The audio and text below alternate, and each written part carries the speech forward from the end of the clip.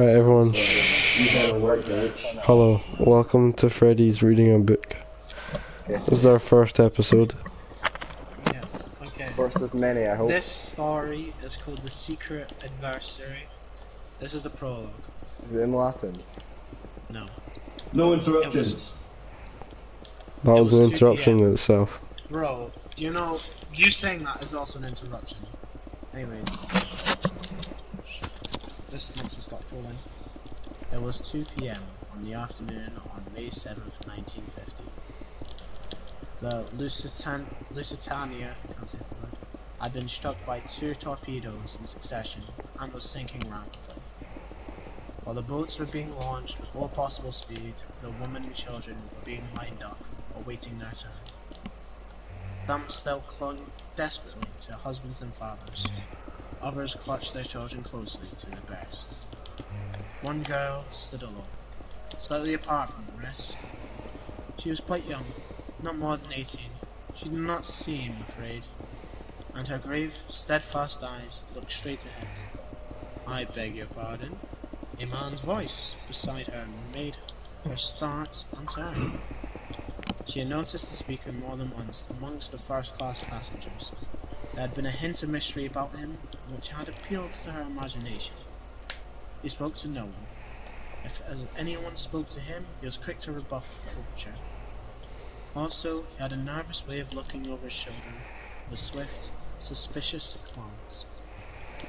She noticed that he was greatly agitated. There were beds of perspiration on his brow. He was evidently in a state of overmastering fear. And yet, he did not strike her as a kind of man who wouldn't be afraid to meet death. Right, I need to delete that. Yes, her eyes met his incurringly. I can't say that word. Oh well, I'm just gonna leave it. He stood looking at her with a kind of desperate irresolution. "It must be," he murmured to himself. "Yes, it is the only way." Then aloud he said abruptly, "You are an American." "Yes, a patriotic one." The girl flushed. "I guess you're no right to ask such a thing." "Of course I am." "Don't be offended. You wouldn't be, if you knew how much there were at stake. But I've got to trust someone, and it must be a woman." "Why?" Because of women and children first." He looked round and lowered his voice. "I'm carrying papers. Vitally important papers. They may make all the difference to the Allies in the war. You understand? These papers have got to be saved. They've got a chance with you. They've got more of a chance with you than with me. Will you take them?" The girl held out her hands. "Wait, I must warn you, there may be a risk. If I've been followed, I don't think I have, but no one ever knows. If so, there will be danger. Have you the nerve to go through with it?" The girl smiled. "I go through with it all right. And I'm real proud to be chosen." I don't know, that does not make any sense, but what am I to do with them afterwards? "Watch the newspapers. I'll advertise in the personal column of the Times, beginning shipmate. At the end of 3 days, if there's nothing, well, you know I'm down and out. Then take the packet to the American embassy and deliver it to the ambassador's own hands." Is that all clear? Next page. "Quite clear. Then be ready. I'm going to say goodbye." He took her hand in his. "Goodbye, good luck to you," he said in a louder tone. Her hand closed on the oily packet that had laid in his palm. The Lusitania settled with a more decided list to starboard. In answer to a quick command, the girl went forward to take her place in the boat. Chapter 1. Young Adventurers, Limited, whatever. Wait, Freddie, can I just say something really quickly? Yes. What book is this you're reading? It's called The Secret Adversary. I think it's about a guy who is during the World War II, and he's got papers he's like a spy, and he's got papers that need to be given to the embassy in America. Oh, cool. Tell me, old thing. Tuppence, old bean? Two young people greeted each other affectionately, and momentarily blocked the Dover Street Tube exit. In doing so, the adjective old was misleading. Their united ages would certainly not have totaled 45. Not seen you for simple centuries, continued the young man. What are you off to? Come and chew abundantly. We're getting a bit unpopular here, blocking the gangway as it were. Let's get out of here. The girl assenting, they started walking down Dover Street toward Piccadilly.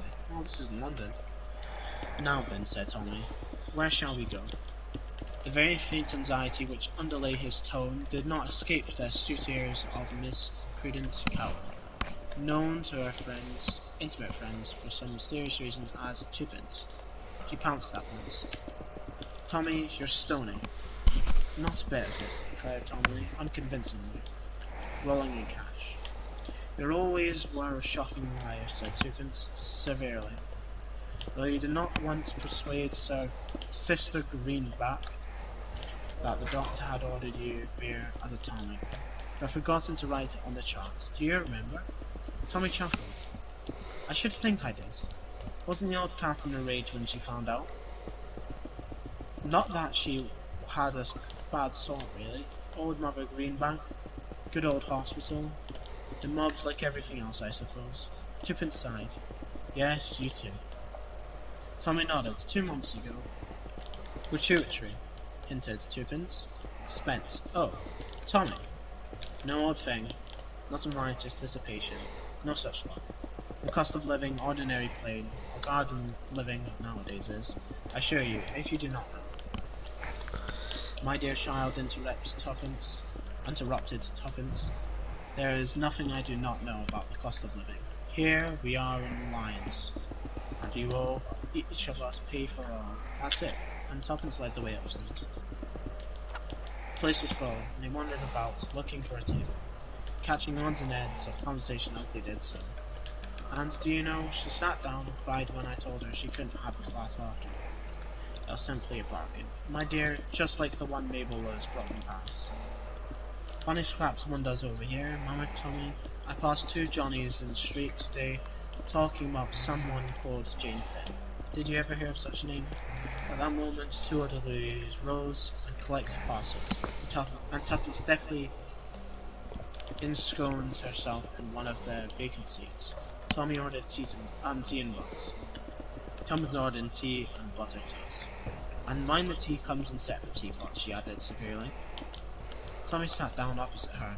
His bared head revealed a shock of exquisitely slicked-back red hair.